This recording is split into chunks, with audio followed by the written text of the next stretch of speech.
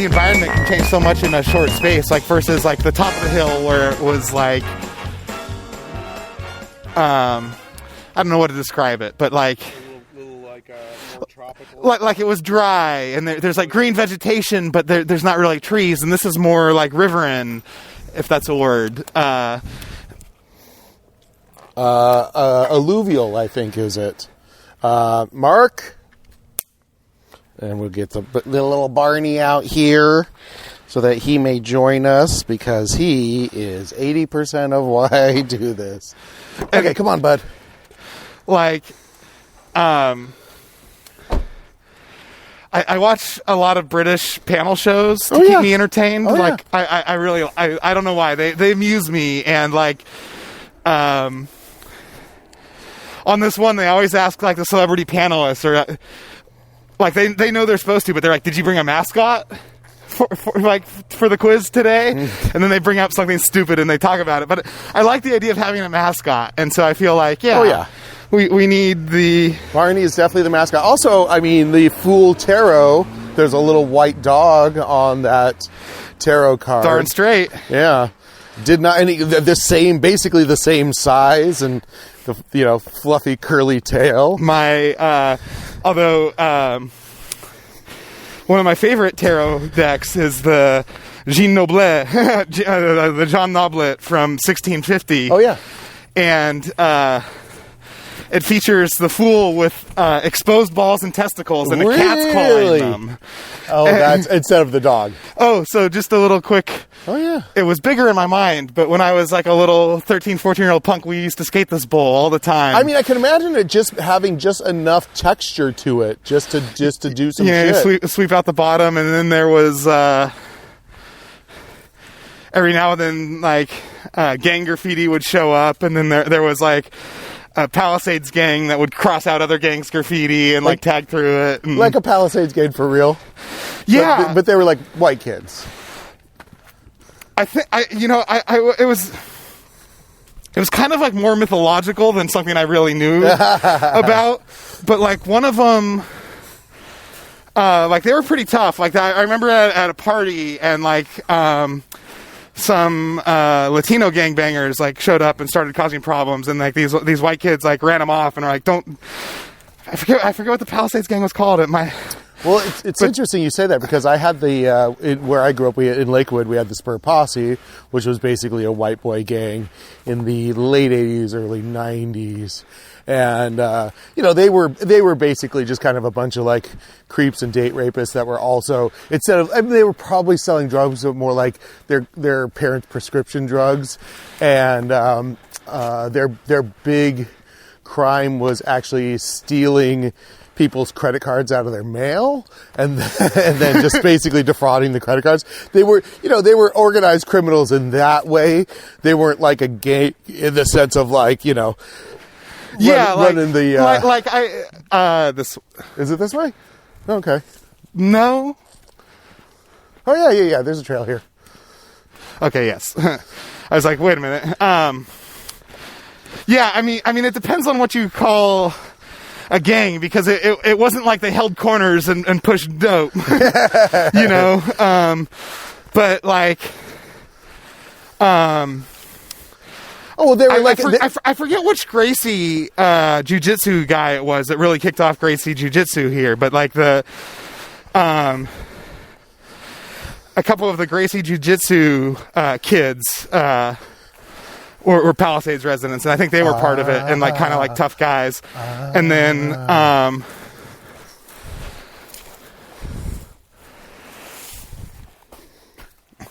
keep going this way. Yeah, unless it turns out we should have taken... Well, I think it's just going to loop us the other way. There's another... Oh, no, they blocked it. I think that this is on purpose blocked by the... whatever, the Rangers. But do you want to try? Let's see what... I think it just kind of sort of splits and rejoins itself multiple times. They're just... Oh, okay. Because, like a good distance in, there's like a split to the left that's a different trail, and if we keep going to the right, we get to the waterfall, but I don't think we're at that point yet. I think this is just... little stuff. I will say, I mean, this is one of the interesting things because I do hike a lot. There's just such a distinct smell of each trail, but this one is... It's good. Oh my God. It's like... I think cities are so important to human progress. I think so much. You're a city apologist. I think so much important stuff happens in cities. Like I think cities are critical, but at the same time, it's like, ooh, wash some of that city out of your lungs. Like get some nature in there for a little bit. Well, and I feel like if we really, again, like this is again an algorithmic or math problem, but I think if there was a way of kind of finding the right. I mean, again, it's not a homeostasis. It's more of a homeodynamism kind of thing between nature, mankind, and civilization. Like, if we could just kind of like have this constantly kind of breathing and growing nature, and then it shifts, and then like man is able to kind of learn more lessons of civilization from, you know what I mean? Like, yeah, if there was, one of my, one of my hashtag time travel goals would be, I don't know if you know of the Olmsted plan for Los I've heard Angeles. of it, but remind me. It's been a long time. Well, it was like one of the designers of Central Park was this architect. And he came up with this, he did this huge study of like the parks and the recreation needs for Los Angeles. And basically, he came up with this plan for a networked system of parks and green belts stretching from the Pacific Ocean all the way to downtown. So you could travel from like basically, it wasn't Santa Monica because it was a separate city, but like you could travel from like near Santa Monica inside a park and walk all the way into downtown without ever leaving the park system. Well, and like being in nature. It's interesting because I'm so in love with the LA River, and I think the mouth of it is in Long Beach. I'm gonna at some point, it'll all link together, but I want to will have walked the whole length of the river. I think that would be the kind of the source of this park system. I mean, you all the way, you probably more so like in like El Segundo, because that's really part of Los Angeles. The Port of Los Angeles. I love the LA River, and there's two things that I wanted to see happen in the river, and neither have happened. And one was like a developer being thwarted, and one was me lacking nerve. But the two things I would have loved to do with the LA River is you can kayak on it now. Yeah, I'm not sure which parts, because I've been to the parts where where the pictures of the people are photoshopped into the river in kayaks. Well, yeah, see, that's sort of the thing, is it depends on the rain they've got, and even like on a good year, there's parts where you have to pick up your kayak and walk it. But what scared me off is I just had visions of being sick and at the doctor's office, and the doctor going, "This is going to sound like a weird question, but you happen to have been in the LA River, have you?" And I'm like, "Oh, actually." You have a very specific bacteriological infection. Yeah, because I love that river, but I also, I know it's not clean, and I can't even pretend otherwise for an afternoon. Well, I tell you, Barney goes in the river a lot. And so I end up having to kind of go ankle deep in the river, chasing him through various areas. And it's pretty disgusting, and I do have to there's certain sections that I definitely have to hold my nose and,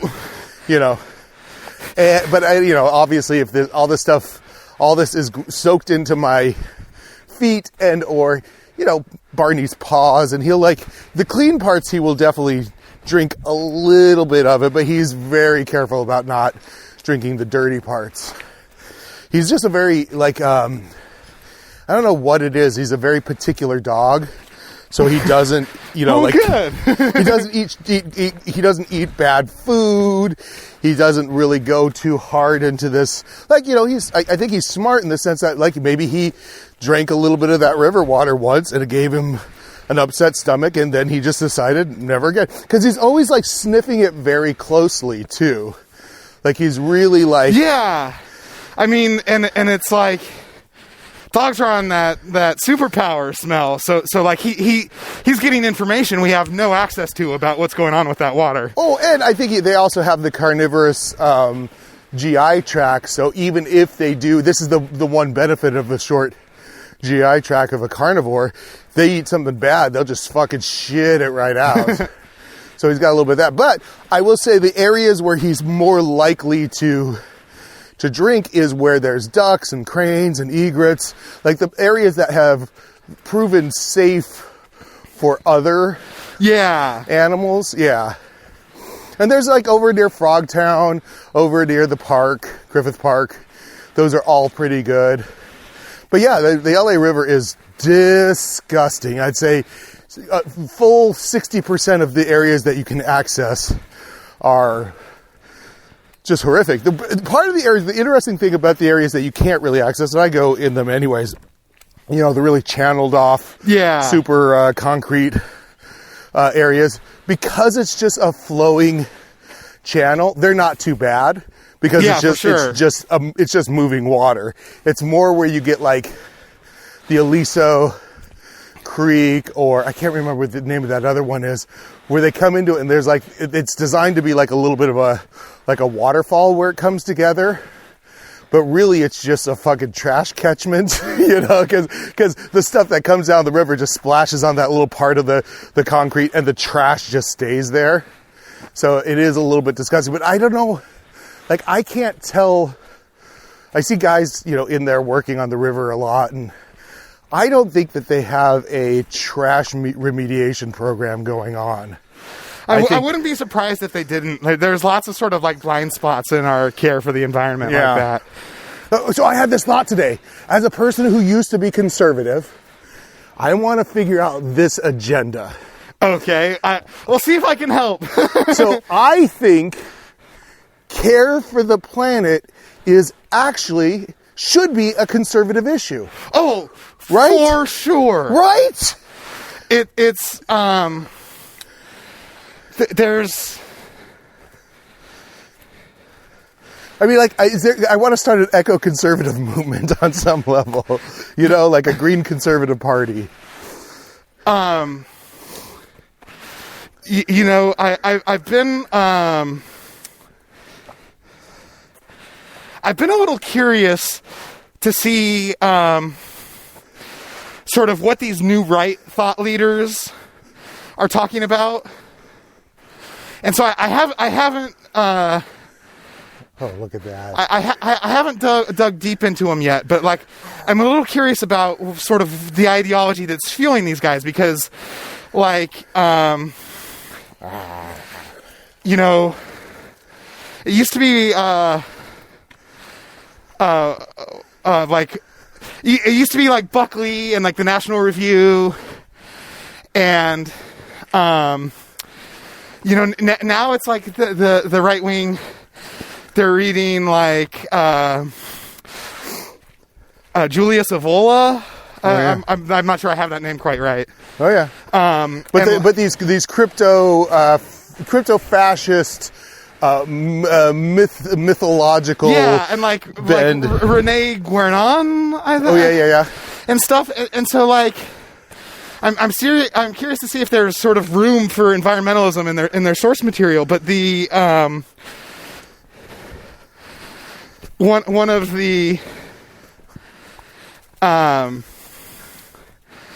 of my early outs on libertarianism, because libertarianism is very attractive in a lot of respects. Oh sure, but it's a little bit egotistical, I think, is a part of the problem. Well, but one of their things is that basically if all land was private, then anytime you did environmental damage, like there could be a court case, and like you could sue for damages because your land's being injured. And so like their big thing with the environment is it's sort of a tragedy of the commons. Yes. And if we just didn't have a commons, no tragedy. And it's like, of course. And you know, that always struck me as not the proper balance, because there's always going to be a disparity of wealth. Like there's always going to be someone there to, like, in an economically, like, some small farmer has crop loss and he's going to lose his mortgage to, like, you know, the bank is going to take his land and his home. Yeah. And then Exxon says, hey, here's all this money. We're going to stash these barrels. Don't worry about it. It's fine. And then the farmer recovers, goes back to goes back to growing food, and now we're all eating like the Exxon food. Yes, yeah, exactly. The seepage food, or like what RuPaul. He's got a huge ranch, and they're fracking on the ranch. Yeah. And it's, you know, fracking by a private company, so they're basically, their ranch is paid for by the private fracking company. Yeah. So I don't think that's the actual solution, but like this, I agree. This idea that any regulation that curbs behavior for the common good is somehow a fascist boot on your neck is like one of the parody points, I think, of conservatism. Like, you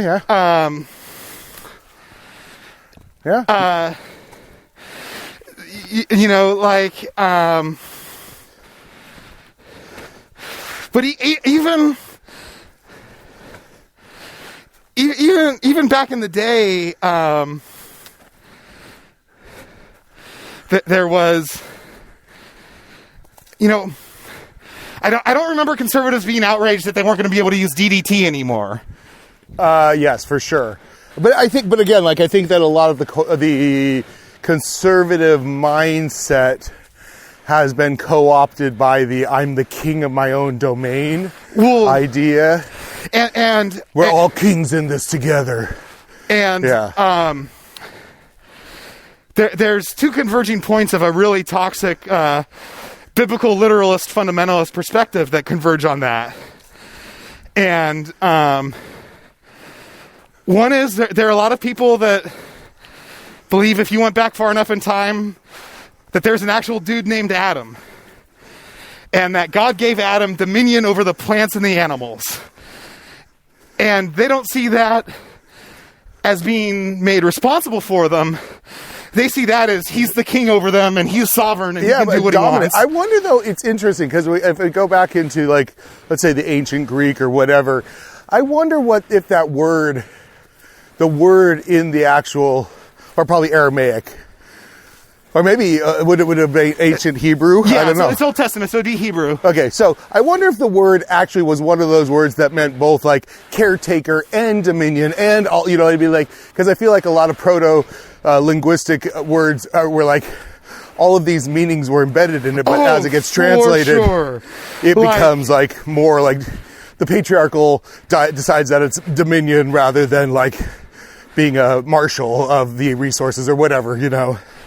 Yeah, like that happens all the fucking time. Like, theologians have like paragraph, like probably more than paragraphs. Oh, yeah. But like, I mean, that's what all the have analysis so much is. written on the New Testament about what Jesus was saying about himself when he calls himself the Son of Man. Oh, really? Okay, and again, like, and then I read this other book, and it was basically like, Son of Man was an Aramaic idiom, and it was used all the time in non-biblical literature with this context. And this is like the cultural context of Son of Man at the time in Aramaic. Yeah. Which and again, so probably like whatever. Like, I'll just say like Smith and this, or like or Peterson. Like, you know, it's like he's the son of Peter or whatever. Like a Manson is like, oh, I had a father. What, I don't know. It might be just like more of a regular, just like, I don't know. But yeah, a dudism. The other thing I think that makes conservatism anti-environmental is there is a scary high amount of people who they don't think it's all going to be here much longer. No. So it's all irrelevant. They really think we're headed into the end of days. Well, it's again, and like that it's stupid to plan for what might happen in 2050 because like there's not going to be a 2050. Like you idiots, like obviously Jesus is coming back. Obviously we're going to be raptured into the clouds or living on the new earth or all this other stuff. Like there was this high profile pastor, and he called the earth the other day a disposable planet, and it's like, you fucking maniac. Like, I feel like... No, that, I mean, that is... I don't believe in...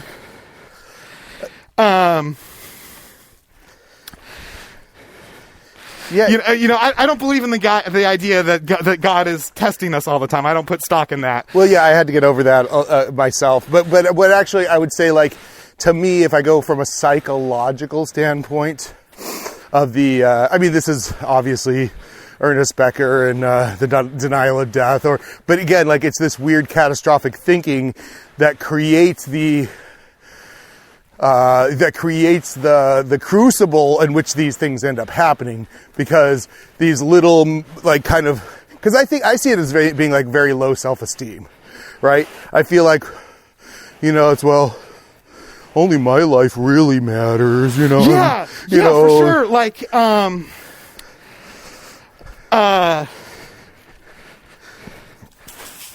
because I think high self-esteem is that we, like, to me is like, oh, we are all these, godlike creatures having maybe a temporary existence, but we get to share in this bounty together, and can't we share it with future generations and the future gods that may be coming onto the planet? And it's like, so I think that's the highest level of self-esteem, is this kind of sense of like interconnectedness and interreliability. Well, and I think when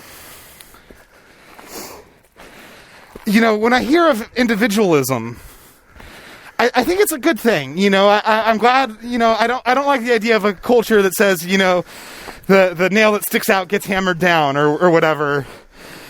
Oh, you're tall poppies, eh? You're a tall poppy there. We got to cut you down a little bit. Yeah, exactly. And I'm glad there's some resistance to that idea that the individual should always be subservient to what society demands. But at the same time, I watched, I forget what country it was, but I was watching this driving show, and this guy was driving across Europe, and he was in this European country, and he was showing the traffic he was in, and he was like, there are a lot of cars on the road, but he said, unlike the UK or America, driving is considered a team sport.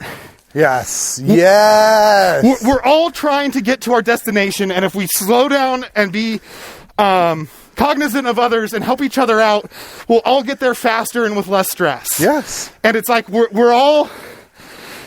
There's a little divergence in where we're going, but we're all playing the game of, I'm trying to fucking get there. It's like, let's be as helpful as we can. Yes. No, and it's funny. I in my dotage, in my elderly age, I have a lot of that energy when I drive now. And, I just let people in, and, I like, whatever. I encountered a bit of traffic coming here. I used to work in Malibu. I'd come from Cerritos. Oh, yeah. And it was, I would be just at my wit's end by the time I got to work sometimes. But now I'm at a place where I'm like, I'm going to arrive when I arrive. Even if I were to try to outmaneuver every asshole, between here and Cerritos, I may save 7 minutes. Yeah. Is it worth it for me to have an hour and 20 minutes of angst and fucking, stomach acid and fucking, just putting, like, really allowing my imagination, but allowing these other people to put me in this bad emotional state? I mean, ultimately it's myself. I know that now. But yeah, I convinced myself at the end of my tenure in Malibu, it's like, well, it's just better if I'm whatever. If I don't care, I put on I think this was before podcasts, but I put on some good radio and I just, let myself just watch the world from my windows and not really worry about it. And it did get better. It did ultimately get better. And it's just also this thing where it's like, I don't know how much I'm going to actually influence people or the world. And I got this tiny itty bitty little platform that maybe 20 people listen to.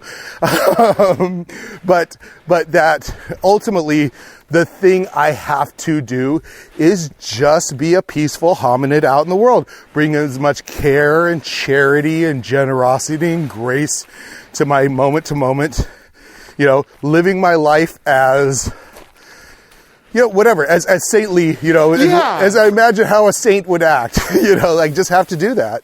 I think that's the best way. It's like dropping a little dropper of something into some water, and a little bit more and a little bit more, and eventually the water just becomes that thing. Yeah, I think of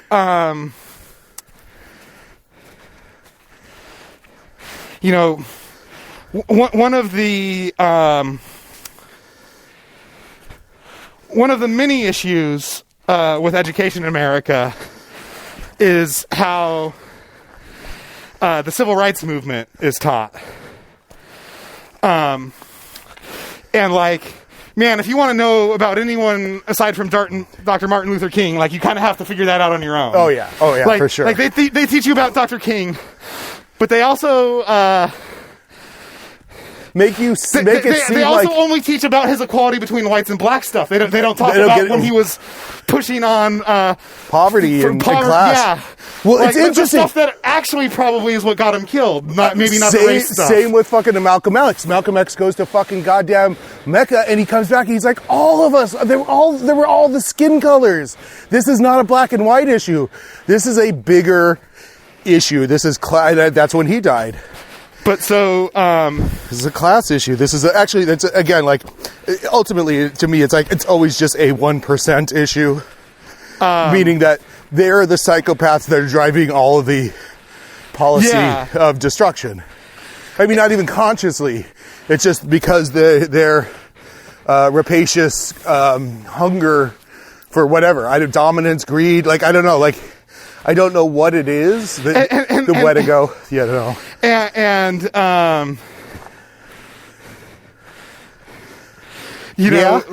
There's such a blindness where an American will read about a vassal in feudal Japan killing himself for his lord and being like, oh, that's stupid, fuck that. And then that same person was probably turning on Muhammad Ali when he was like, what the fuck am I going to go to Vietnam for? Kill some guy who has no beef with me, never called me the N-word, never did any of this to me. Seriously. And people were like, oh, fuck that guy. He's terrible. And it's like, wait a minute. No, it's interesting because I feel like this, we could get down to this interesting, let's say, core metaphor of humanity. Because I see things a lot as these grand narratives, right?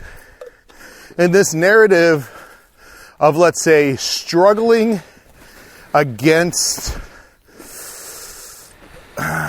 domination, dominion, whatever that thing is so inherent. But I think it's a very biblical metaphor. I don't know if they were writing about it or kind of calling it into being, you know what I mean? Was it a spell book or were they just reflecting their times? But it really does, because you look at the Hindic stuff and it doesn't seem to have the same kind of hierarchical oppression built into it the same way the Judeo-Christian stuff does. Yeah. And is it I have some interest in this way, Barney.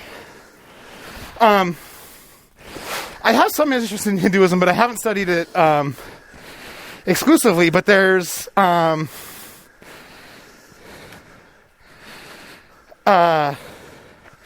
it's either Krishna or Krishna explains it to him.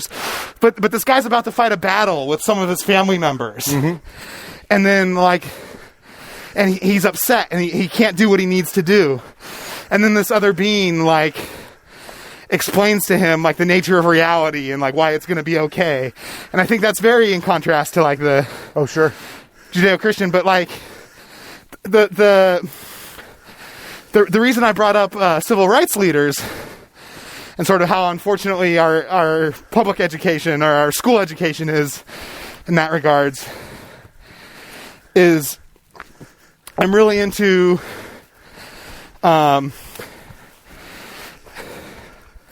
this man, Howard Thurman. Oh, yeah.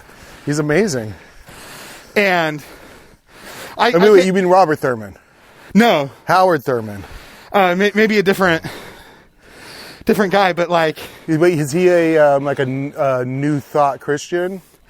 No, he was... a Buddhist teacher. He was a Christian pastor, and he led like a big multi-ethnic church in San Francisco. And he's Uma Thurman's dad. No. Wow. There's all these different Thurmans out there. Yeah. But like his big quote that I think, I shouldn't say his big quote, and I hate reducing a man's life work. Well, no, but that becomes like a little piece of the DNA of. But like his quote that I go back to all the time is he says, "Don't ask what the world needs. Ask what makes you come alive, because what the world needs is more people who have come alive." Yes. And I love that. That is an amazing quote. Are you all right? Oh. Yeah, I was trying to show you the little path that was like, I think this one's much safer than trying to jump off that stone. But yes, did that make you come alive?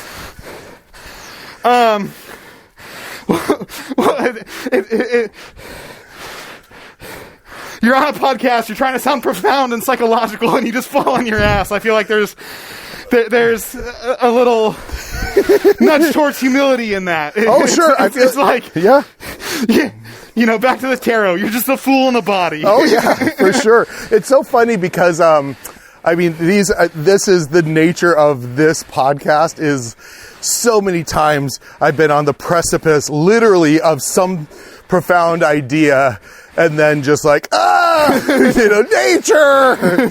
But Rich is ultimately the most profound idea, you know? Yeah, you know, it's you know, nature is the ultimate improv partner. You have to learn to yes-and her. Oh, yeah. Oh, it's kind of gross. How about it? Such a water dog. He couldn't resist going in it. But this is it, huh? Or no, this is part of it. Yeah, this is... We're going to go up? I think this is kind of the end. Let's see. I'll see if I can go up this thing. There's a rope. Is there... Oh, there is a rope. I should use the rope. See if Barney can come up.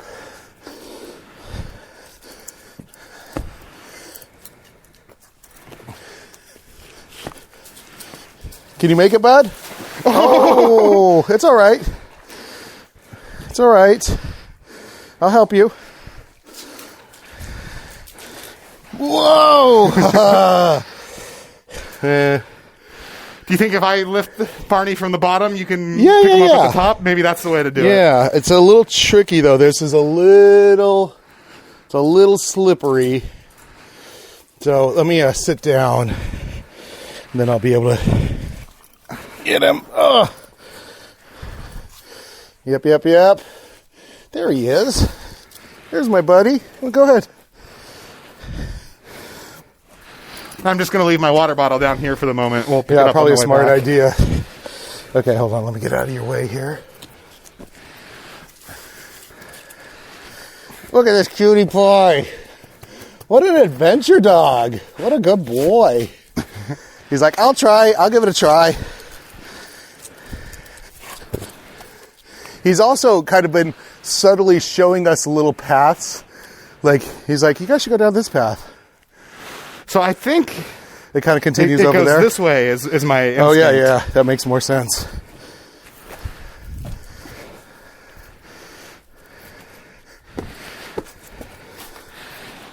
Look at that. 4 legs good. Yeah, I could see all the, like, handprints of people coming through here. Yeah. It's so interesting. So I look at this rock, right? This rock here, and it's got these little rocks in it, embedded in it. And it makes me so think of Disneyland. Oh, yeah. That it's like I'm doing this thing in my head where I'm going like, I know this is real. I know this isn't production designed. I know that this is even this rock right here. There's a part of me that's going like, yeah, maybe in the teens, some engineers came in here and put this boulder here to slow the. But I'm like, no, this is a real rock. But you know, there's some areas of life where I've just let the question go. Yeah. And I'm like, you know, whatever happened, and I don't need to figure out the nature of the reality around it. But can you do it? Come on, you got it. Okay, I'll give you a hand. Oh, hold on, no, here, come here, Barney. Come on, bud. Come right here. Come here, right here. Oh, I'll carry you the whole way through. Come here. Oh, go ahead and go. I'll get him.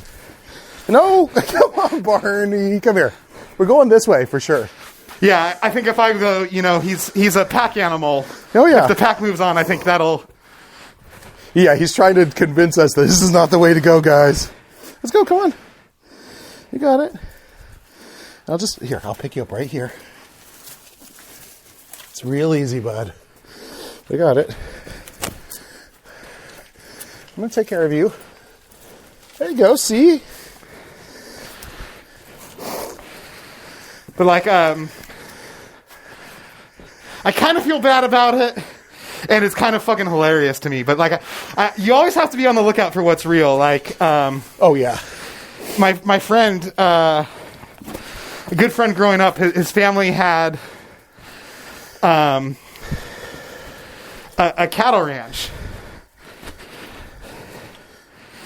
and he was trying to monetize part of it. Good boy. Into being a hunting club. Oh yeah. So all these guys, you know, they paid a good chunk of money to come out, and I forget if it was to hunt for the day or they were going to stay overnight. But all these guys came out to shoot pheasants. Yeah. And you know, in the real world, it's iffy whether you're going to find the pheasants or not. Yes, for sure. And so, about 20, 30 minutes before they would walk through this field, I drove through on a four-wheeler with pheasants that we had purchased, and they had little blinders on, and I'd snip the blinders off, I'd wave them in a circle to sort of disorient them, and then I'd stuff them face down in a bush. And then the hiking crew came through, and, you know, the pheasants go, ah! And oh, my God. And so these guys were, like, bagging pheasants, going, like, I love it. Like, this is good hunting. And it's like, I know you thought you were hunting, but this was a canned hunt. Like, you didn't know that's what you were paying for, but, like... No, so interesting you say that, right? So I saw some footage of Jeff Bezos operating some robot arms recently. And I realized that he is probably... Oh, this is beautiful. I'm glad we pressed on a little further. Yeah. It's interesting because I think I see a lot of pictures of people coming to this hike, and now I know where it is. Yeah, so I like this, you know... if the water were flowing a little more, this would be a nice little grotto. Yeah. Well, and I also like, this is this thing that you do see on the river a lot, is like, you know, the little tubes that are coming out of the various neighborhoods, and then just life grows up in the cracks. And it's just like, yes, life will find a way. Did you ever read the book Wump World? No, growing what's this? up? No. Oh, I didn't realize how blatantly it was a metaphor for human activity, but there are these wumps, which are like these adorable four-legged creatures with like a hump and a snout, and they're like explicitly designed to be cute, and they all live happy, and they munch, and they munch the grass and stuff, and then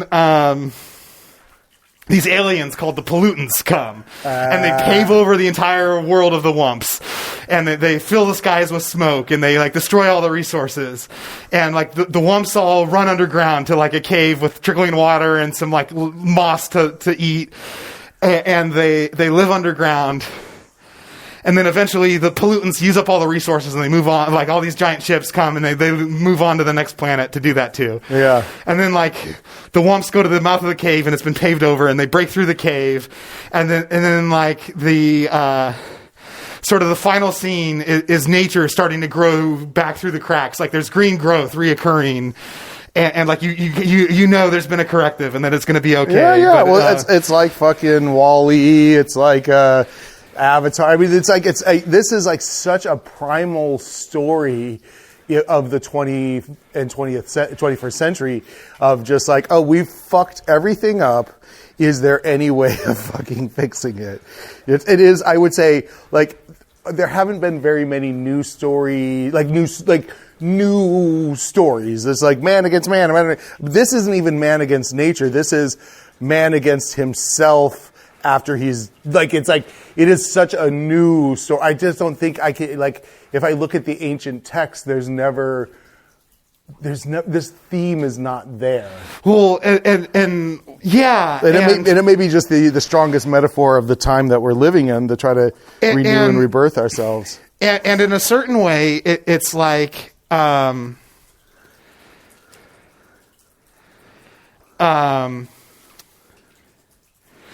it's sort of man against reality. Yes. And yes. It's like... That's a good way of putting it. You know, I think, I don't want to assume my experience is universal, but I think that people with experience of addiction, like... You can fight that fight for a while, and you can pretend it's going okay. But in reality, in the end, reality whomps you pretty hard. You can only pretend for so long, and I think that's one of the things. Well, it's okay. So back to this Jeff Bezos with the robot arm. Yeah, thing, right? yeah. So and again, like we were talking about this kind of faux pheasant hunt. And you spell faux with a PH. I think once you kind of enter, there's these certain kind of. And you know, it does, the economics is different, but there is a certain realm with where you can transcend having to deal with the realities of the world. And I think some people can set that financial level more, but I think it's like once you reach $1 billion, you are almost exclusively in that environment where you're never going to randomly meet somebody that you don't know. Everybody's going to be vetted coming into your environment. You're never going to be exposed to a thing that hasn't been, kind of like planned for you. Your security detail is going to filter out any kind of like chaos that could come to you. Even your doctors and your health, they will put you on the fucking tightest diet and health regime because, you know what I mean? Like, which is why, I still condemn them. They're still scummy people, but there is sort of an element of impressiveness when like some quack doctor gets through all those defense mechanisms and then becomes like the rich guy's go-to, and he gets them on all this quacky stuff and like sells them down the river. Yes, and it's like no, don't do that. But at the same time, like that's kind of impressive. I consider there was this guy, God, I wish I could remember his name, but he was Hitler's doctor at the end.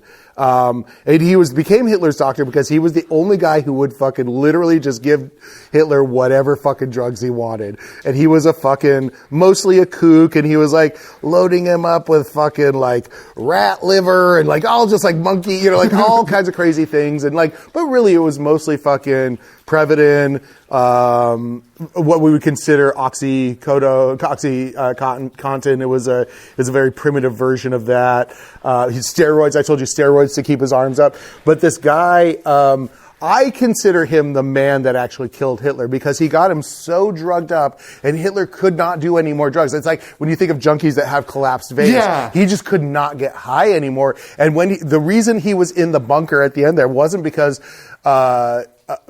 it was partially because Berlin was falling, but it was mostly because he had no tolerance for anything that wasn't part of his controlled environment anymore, because his addiction and his kind of like his inability to deal with the reality that, like that scene in fucking, that is memed so much. Oh, I think it's called Downfall. Downfall, yes.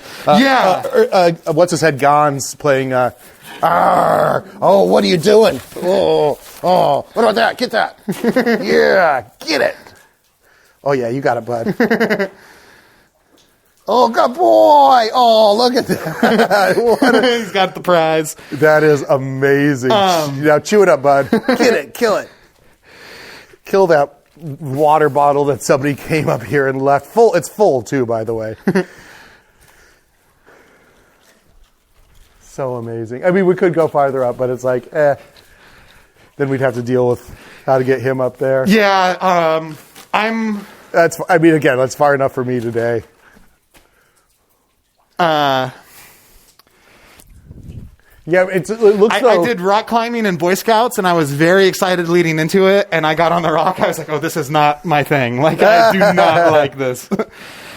Did you pierce a hole in it? Is water coming out of it now, bud? Oh, look at that. So cute. But that's really interesting that it wasn't just... I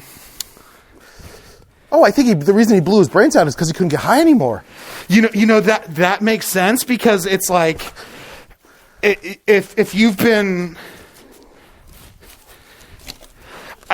Oh, yeah, he did. Here, look. Ryan. Barney did that. Here, go get it. Yeah. You know, there was a scary moment in my drinking life where I used to sit alone in my bedroom and drink half a fifth. Woo! Man, that is pretty scary. And I would mark it because like sometimes I'd go over and I'd feel sick. So shit! You knew what your fucking dose was. So as I was working my way through the bottle, like I'd keep tipping it upside down with my thumb, like to find the halfway point, and then that's where I'd stop. And then there was a moment where I did that.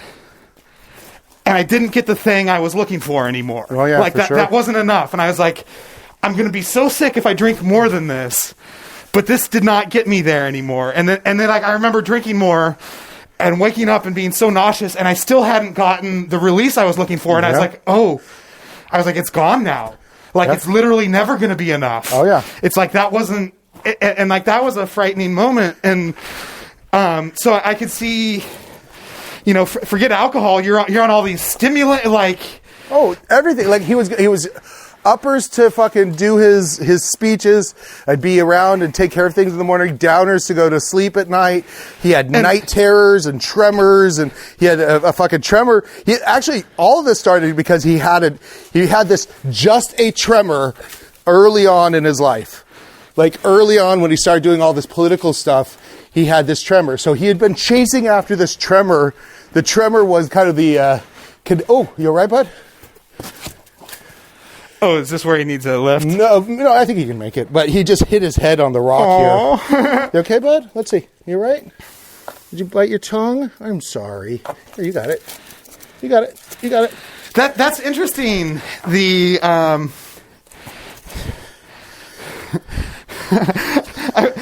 I've never heard the theory propounded before that the man who killed Hitler was maybe this doctor that cranked him full of Dr. Feelgood, baby. That's kind of who killed fucking Elvis, right? That's kind of who killed fucking Michael Jackson. Yeah. I mean, I was hoping that's who would kill fucking Trump. Oh, for sure. With this recent stuff that he went through. He was so fucking high on those goddamn steroids. Yeah, and like... You gonna give it a try, bud? You can do it. I trust you, but I can give you a hand. Let me go down there first. Let me go down first, bud. Ugh. You know, like there's... Like, I'm not so interested in Scientology, although I was at different points in my life. Okay, come on, bud. But I'm a little more interested in I know you're a little scared. It's all right. Actually, I'll come over here and get you, buddy. Should I lift him and hand him? Yeah, maybe, but let's, hold on. Let me get a plan here. My feet are kind of slippery. I feel like if I can come up that side of the rock, I can get him. You want to give it a try? Just come. I'm right here, buddy. I'm right here. Come here. Come here. You know, there's It's okay, right here, bud. Oh, it's okay, buddy. It's okay. It's okay. It's okay. It's okay. Okay. It's okay. Okay, it's okay. I know, it's a little scary, but we got it. See? I told you we got it. I told you. You gonna calm down? Okay. It's all right. It's all right. It's okay, bud. Okay, there you go. I'm pretty suspicious that that L. Ron Hubbard was murdered. Oh, yeah, probably. I wouldn't doubt it. But I mean, David Miscavige would have been right at that fucking age of a fucking young fucking buck that's like, we got to get this guy out of here. Yeah, and like he was degenerating in a trailer, and like he kind of knew it was all nonsense and was also like desperately trying to use it to cure himself. And but there's that moment where... Real quick, I want to just mention this out loud. I would love to do a one-person, like, Eric Bogosian / who's those other guys that do the one, like, the last days of L. Ron Hubbard. Oh, or the last hour of L. Ron Hubbard or whatever. That could be amazing. Right? Because, like,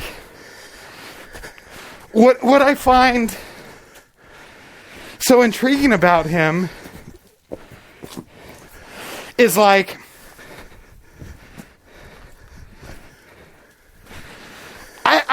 I get if Tom Cruise talked you into Scientology.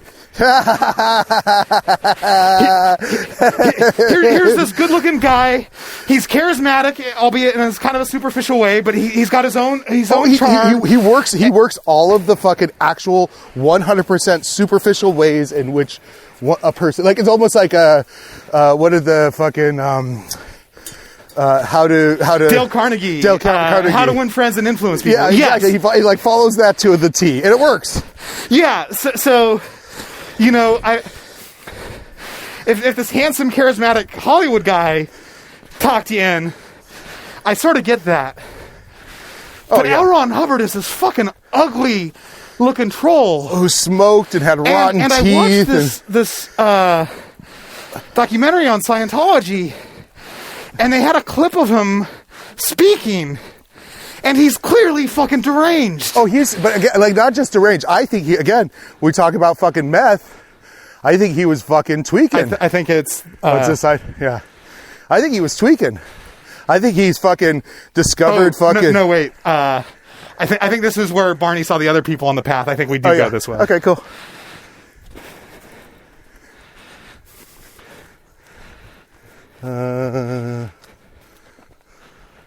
We follow the creek up, basically, right? I think it's down here. Okay. Oh, yeah. Because this is pretty mild. Oh, what? We did it, bud. We got through that. What? Yes. Oh, yeah. Oh, that would be a really intriguing one-person show. Right? Get it. The only problem is... they would come after me? Yeah. Did I tell you my story about when they came after me? No. Oh, are you getting me now, Barney? So I... oh, man, this is one of my fucking... my fucking best stories. So I... Okay, it takes place in two moments. One moment was when I actually interacted with the Scientologist, and then the other moment was when I was at UCB telling a story about that interaction. Okay. So I was post coordinator on Critics' Choice Awards. Forget what year it was, 2006, 2007, but they were giving Tom Cruise a Lifetime Achievement Award. And So, we were trying to meet our deadline, and it was a lot of late nights, but we started sending our cuts out to his organization to get approval. And so basically what ended up happening is they ended up running out the clock and just submitting their cut. But in the interim, they sent over this whole team to sit with us in the edit bay to kind of like futz up the process, right? To basically, and one of the people they sent was Leanne Mapother, who was his sister / did his PR, but also was a Scientologist, right? So Leanne leads the group. Then there's this guy named Tom, which I will always characterize as being, he was like a Tom Cruise clone. He looked a lot like Tom Cruise. His name was Tom, and he would refer to Tom as his good friend Tom. Is this weird fucking vibe? And God, that this is weird. And they brought all their own food. They even brought Penta water, which I was like, oh, is this some kind of weird Scientology backed fucking, water scam? You know what I mean? Like, I was like, so we're going, and the producers are struggling with Tom's people, right? And we're not getting the cut right. But I'll tell you this: there's only a certain kind of way that you're going to do the cut. They did do a thing to the cut that made it seem like Tom, we were going to make him look like a goddamn god / hero, but they did a thing that just made it seem like even more. They added extra 2% godhood to him in that cut. I mean, it was slightly better. I like the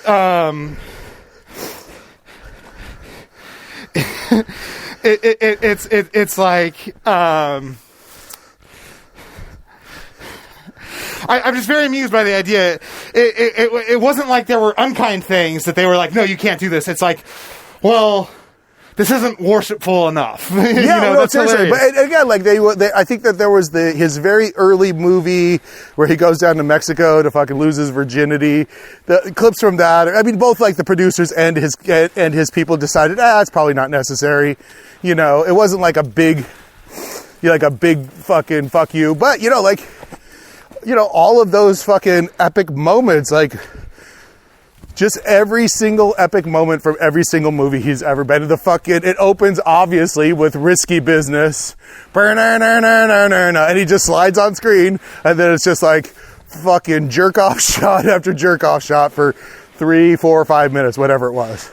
And it was good, but of course, like I said, they submitted it in the last moment, and they sent over a fucking.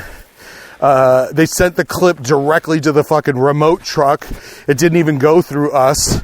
So I'm, like a fucking schmuck that I am, trying to fucking do my job. I ended up working a 30-hour shift. And when I submitted my time card, the production company tried to push back at me and said, there's not 30 hours in a day. And I said, there was 30 hours in my day, and you gotta fucking pay me for it. Yeah. And they're like, well, next time get approval. I was like, really? This is how it works? This is like, you guys fucking get to go leave at night and I'm fucking stuck here, but yet I have to call you for fucking approval to slave out longer for your project? Fuck you. And so one of the fucked up things, besides the fact that they ate their own food and they moved like this weird hive, they all were in this hive together, we had exhausted every single editor and person. Oh, as assistant editor, I wasn't a post coordinator. So at some point, fucking Tom's friend Tom, and I were sitting in the bay together, and they had just gotten food for themselves, but didn't get any food for us. Of course. Yeah, because it's like some kind of weird domination tactic. And Tom was eating his Egg McMuffin or whatever bullshit it was. Hold on. I need to tie my And this motherfucker farted in the edit bay. Oh, man. And I was just like, I couldn't tell if it was just passive aggressive or what. And I was just like, fuck, I gotta go. I gotta get out of here. And I just left him in his own stink. And that was kind of the end of my experience at that moment with the fucking Scientologist. And I told this story it's called Shitty Jobs. It was a show at like Ben Schwartz, all these kind of New York guys. was a show that they were doing in New York and had been in LA for a couple years. And, I was sitting in the audience there. Tell us about your shitty jobs. I was like, oh, I was once Tom Cruise's editor on the, Critics' Choice Award. And they were like, what? Right? Get up here.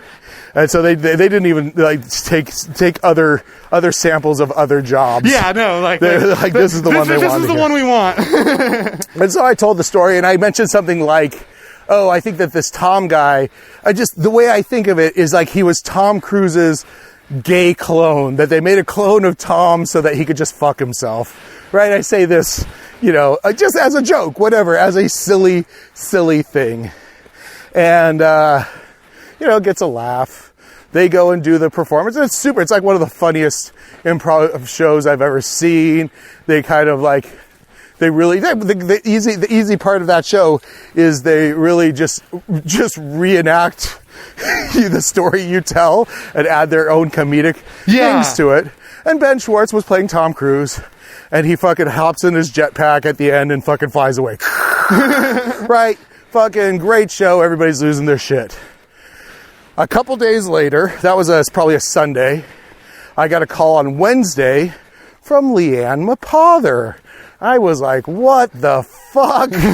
I should have asked her how she got my number, but I asked her some other question. But she was apologizing to me for this bad shift that I had. And I said, oh yeah, it's no problem. And then I got into it like this. I was like, oh man, you probably have to watch out all the time about people talking smack about Tom and blah, blah, blah. Just, oh yeah, we got to be pretty careful. And then at the end of the call, I realized, oh shit.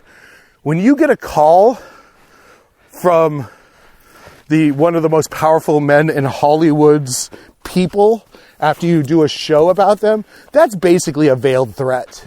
That's basically them saying, we know what you're doing. We're listening to you all the time. And, of course, whatever. Am I stalled in my career in Hollywood because of talking smack about Tom Cruise? Who knows? I don't know. Did I really talk smack about him? I don't think so. I accused him of being gay. So what? Come out of the closet, Tom. Nobody gives a shit. It's not going to ruin your career at this point. It might even help at this point. Yeah. And again, and I think that what I would not fault him for this idea, but I think that his experience from the inside of Scientology is a much different experience than the common people's experience of the inside of Scientology. And he is the beneficiary of a lot of the, I'll call it slave labor. Yeah, for sure. Of kind of what's going on in that environment.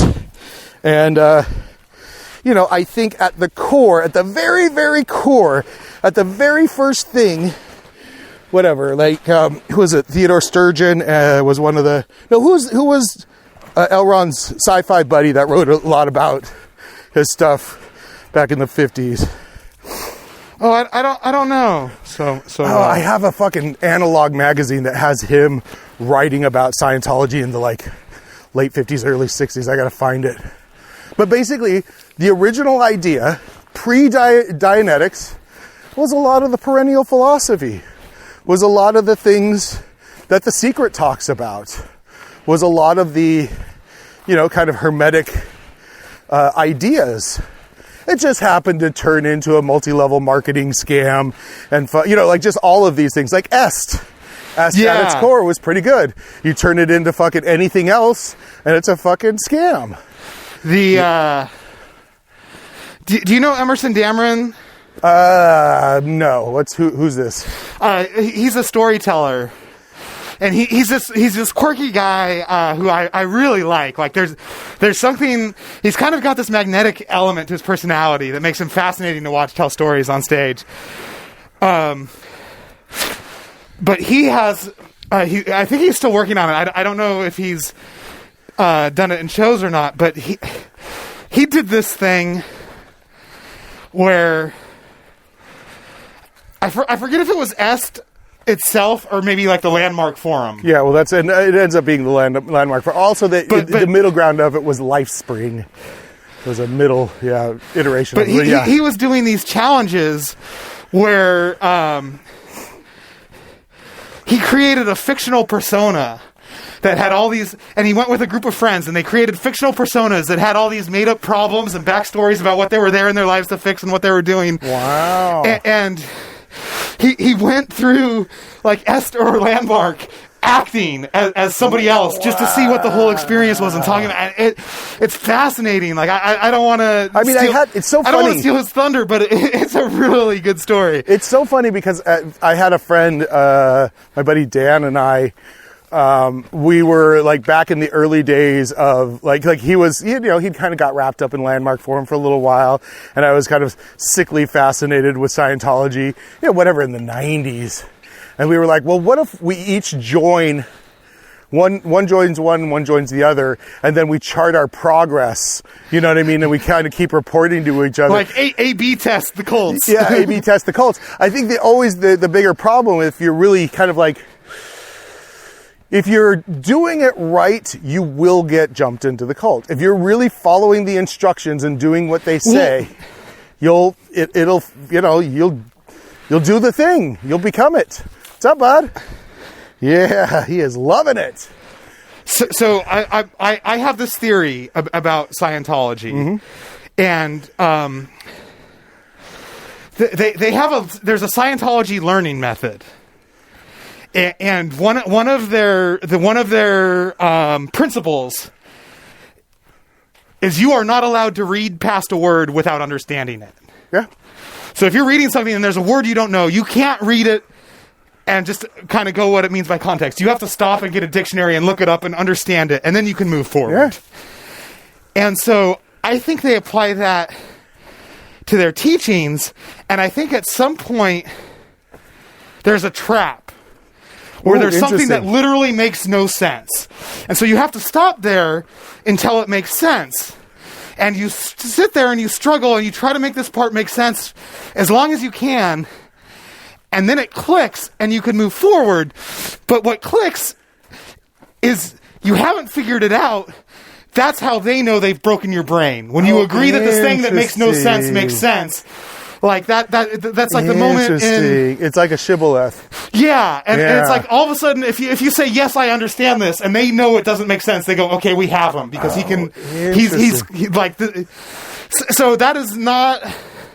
That's not based on much except speculation, but something in my gut says that is how, that's one of the things they do. I mean, interesting, because I would say to me, that's the way astrology was used in the 70s for fucking douchey dudes to get laid, right?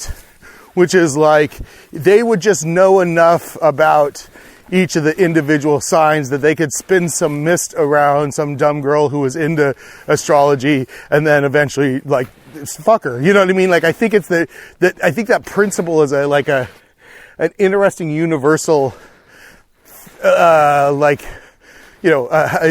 tar baby. Like, now you're stuck. Yeah. Now you can't get out of this this web. Yeah, but I think but again, like, I think there's so much of that going on in our culture all the time that it's like, nobody really understands, even how a fucking car works. You know? I mean, there was, I remember, like,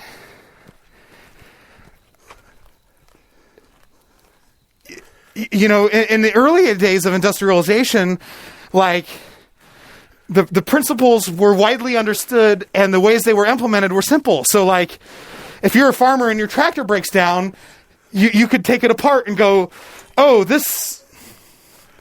Yeah. The hydrophonic recombobulator is broke. Or, but it wasn't even that. You'd be like, oh, the piston. Yeah, but every farm had a forge and a workshop. And, like, I was reading this... I think it was World War II, and there was a soldier in this outpost that got shot at, and he was okay, but it broke the bullet broke the field telephone that he used to call down, like, his position reports, and he wasn't allowed to leave the base. And it talks about him like unscrewing the telephone, making like a very primitive glue out of this material, and like reassembling the pieces of the phone, because it was like, not that I fully understand them, but like early phones were fairly simple, sure, technological. Yeah. And now the idea that you would have the expertise to know how any of the things you rely on in your daily life work inside and out, it's just not there. Yeah. Well, it's interesting. You shall we go up the Highlands for a little while? Go up this? Well, it says Highlands this way. Yeah, that's the Highlands is where we started from. Oh, gotcha. So we want to keep hiking for a little while. Yeah, I don't know. Like, this kind of just goes up into the hills and then peters out. But I wouldn't mind walking up this way just a little bit. Going just so we can keep the conversation going. Yeah, no. It's so if you were to become a, God, I forget which comic, Alonzo Bowden. While he was in the military, he was a either helicopter or plane mechanic, right? And he said, yeah, they don't teach you how to fix every plane. They basically teach you how to read the manual and how to understand the principles that you're going to engage in, and that and those principles should extrapolate out to every single plane. And I was like, oh, that is such a, I mean, there should be that same thing for all of our technologies. Or, so you know what I mean? Like, there should be like this kind of nexus point of understanding before we get, you know what I mean? Like, I forget what country it is, but that you have to be able to know how to change a tire and change your oil before they'll give you I want to say it's like France or something like that, before they'll give you a driver's license. And again, well, that's like, I went to college at USC, and I remember changing a tire in the parking lot by my my fraternity house. And there were like a few people who were legitimately mind blown that I knew how to change a tire. And I was like, hilarious. And it was like, I did not grow. You know, I grew up privileged, but I did not grow up in a world where you would call someone else to fix your tire. Yeah. Well, and it's interesting because I think that like even these like, you know, the fact that you were in a fraternity, like these are like such like, so, and yet somehow you and I end up in this kind of very similar intellectual space with our different experiences. Yeah. Which I love because, I mean, it's, like, I look at it as like you were this nerdy kind of like, I'll just say religiously obsessed, because I'm the same way, sci-fi, despite all the trappings of the world that you were being kind of introduced to, you know? Yeah, and like, you know, it's weird. It's weird when you have two halves and they're being pulled in different directions. Like, I was in San Diego working on a political campaign, being paid by the local Republican Party, and then like I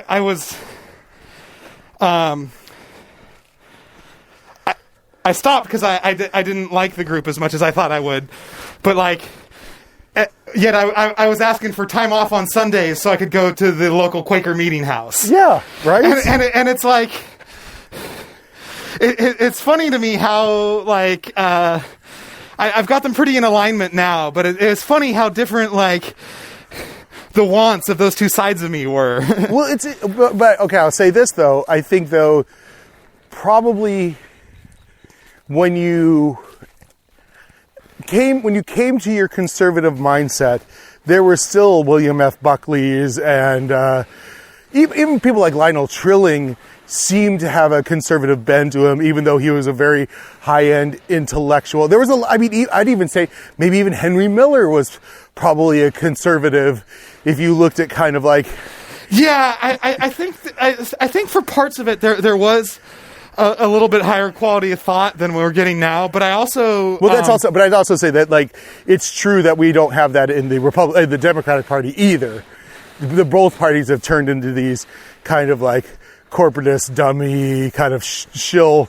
You know, this is why I try to speculate on the idea of how do you turn conservatives green. You know? Yeah. Yeah. I mean, it's a really interesting idea because I think to avert environmental catastrophe, we need something like 75 to 95% in terms of buy-in. Like we can't just have half the country go okay, and the other half go like, "Fuck you! I'm gonna." What's the obnoxious thing they do with the diesel trucks? Rolling coal or whatever.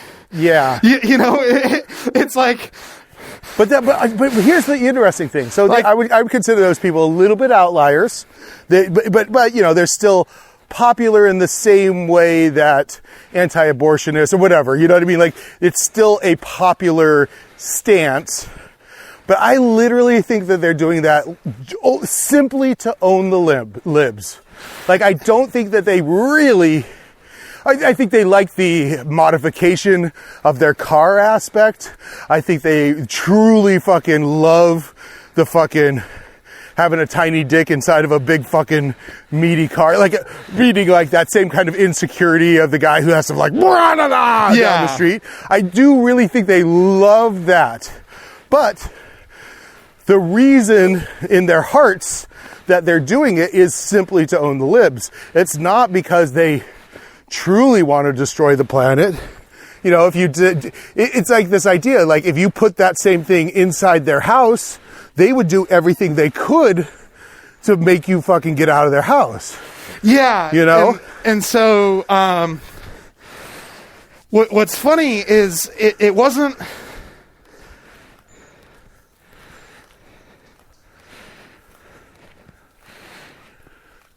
It wasn't like to own the libs, but that's kind of what drove me... towards the conservative politics of my young adulthood. Sure, is like I went to reactionary or whatever. Yeah, it was a reaction because I went to a very liberal. I'll call it like a K through 8 school, but it was actually preschool too. So it was like even before then, and like they were very liberal. Was it this the fucking what's it called? Why can't I think of the name? Was it a Steiner? No. Montessori, I forget what the other one is. Yeah, I went to Montessori when I was preschool. No, it was an Episcopal school. It's called St. Matthew's. So it's just a typical Episcopal private school, but because it was Episcopal, it ended up being pretty left liberal. And like there was.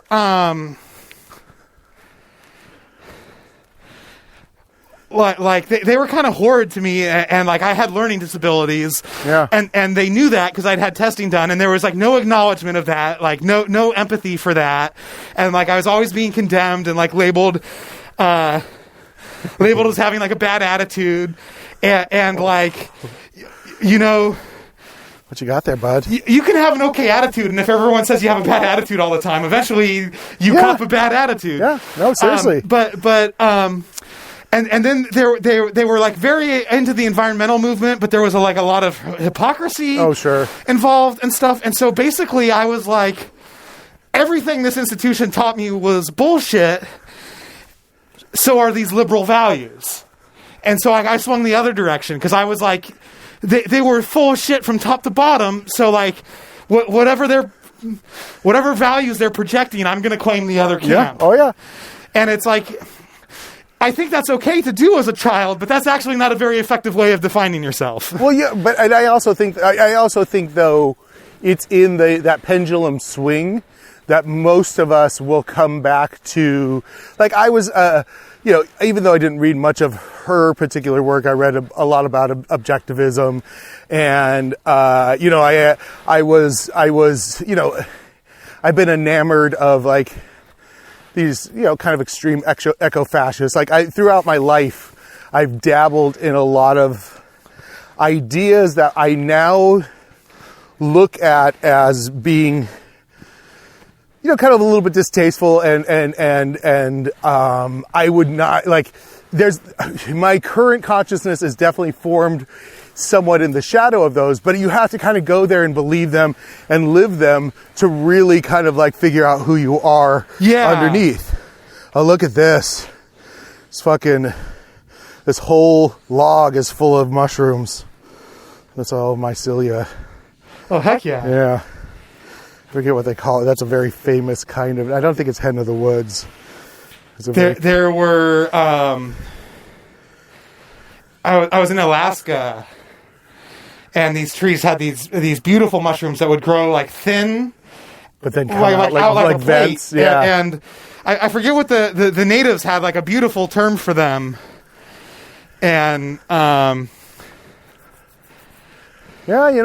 are going to save the planet.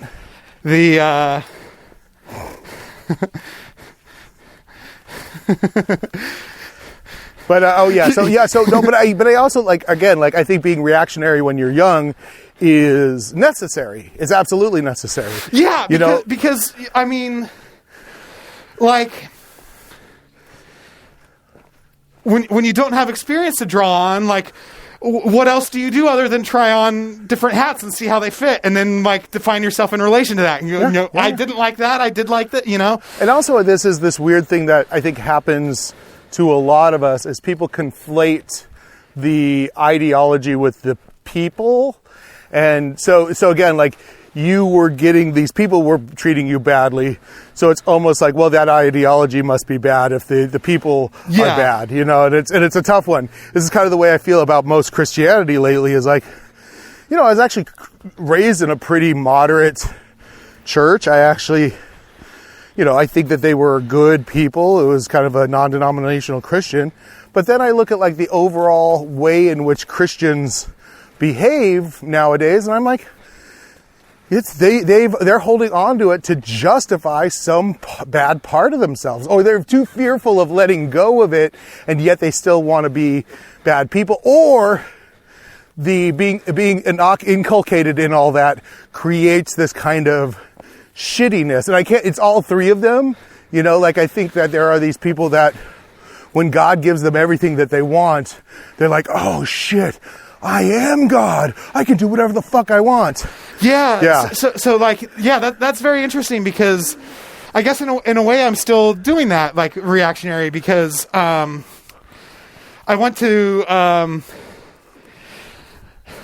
pre-COVID. I went to the Women's March this year, and I attend a Gnostic church. I actually attend a couple, but mostly I attend the place called the Ecclesia Gnostica, and they practice in very much a Christian framework. And sort of the idea of the church is whether or not other Christians recognize us as such, we practice under the umbrella of apostolic Christianity, and like we would like to be recognized as legitimately as Christian. And I've reflected that. And then I was at the Women's March, and we walked by, and the Sikhs are there. Oh, yeah. And the Sikhs have shirts that say, women's rights are human's rights. Yes. And they have a huge catering truck full of vegetarian food and bottled waters. Oh. And they're feeding anybody who wants. They're giving free food and water. And then we walk on, and there's some asshole with a sign about hell and a megaphone going, if a man lies with a man as with a woman. And I was like, holy fuck, like, no. Like, I don't want to claim any part of this anymore. It totally changed. I was like, I think I'm maybe, like, I'm not going to change my beliefs or my practice, but I think I think I may be losing my attachment to the term of Christianity for what I'm doing, because